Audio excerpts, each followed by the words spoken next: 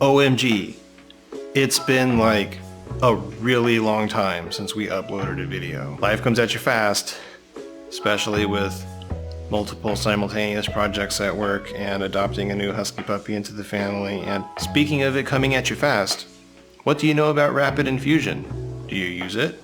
Are you curious about it? Do you know what makes it tick? Today, on the Prohibition Kitchen, I'm going to seek to answer those questions for you, because it's been an equally really long time since Daniel Ty requested a bourbon sweet black tea, and he's going to be here in like 45 minutes, and I have no idea what I'm doing with this cocktail yet. So, lack of preparation necessitates haste. This is my take on bourbon sweet black tea. I'm going with a split base with one of my favorite overproof bourbons, Four Roses Single Barrel, to bolster the apparent sweetness of the cocktail, Eldorado 3-year. All of that will be infused with this de Gierling black tea, which we picked up at the Allspicery downtown in Sacramento, across the street from the Capitol. Consider a gas bubble submerged under some liquid. The pressure that we see inside of that gas bubble is equal to the pressure outside of the liquid and the weight of the liquid above the bubble. If this is inside of something like an ISI cream whipper, when you charge up that cream whipper, the liquid communicates that pressure to the bubble.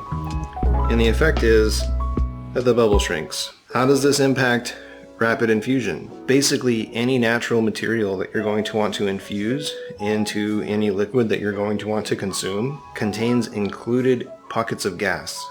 Coffee is an easy one to understand because in the roasting process, you end up with CO2 trapped inside of the beans, which ends up trapped inside of the grinds. The same thing is true for tea. Whether it's commercially dried or not, there was a liquid that was in that material, and it's not there anymore because you dried it out. What replaced it is a gas. The amount of included gas in a material and that material's porosity are the two factors that you cannot control, but they directly impact one of the two factors that you can control, the ratio of dry and liquid media.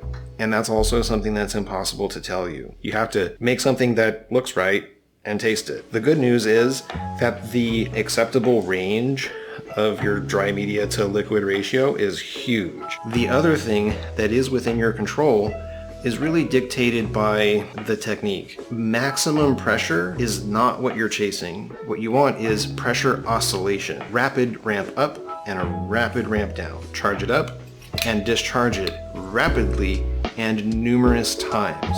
So with that, let's jump into making Daniel's cocktail, because he's like getting here soon. It's a good idea to make at least 2 batches or 1.5 batches when you're doing a rapid infusion, or really any infusion, because you will lose some of your product to the dry media that you're infusing. In other words, the tea is going to soak up some of it. 3 cylinders here. I'm going to use one at a time. I'm going to use one, vent it off, another one, vent it off, and the last one, and vent it off. The key takeaway is that it's not the ultimate pressure. It's how many times you oscillate pressure up and down. Give it at least like 30 seconds after you've pressurized the chamber before you evacuate it.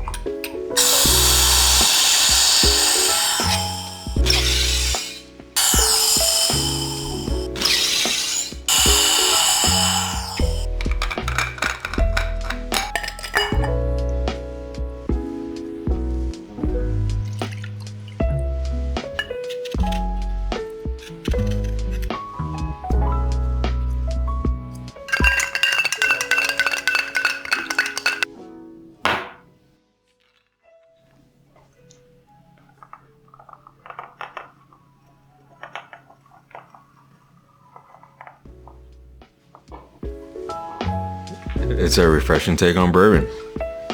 You get to enjoy the nice tea without it being overpowering. The best of both worlds. Like something you can enjoy during the summer without feeling overwhelmed. It's well balanced, a subtle sweetness, and no compromise between the tea and the bourbon.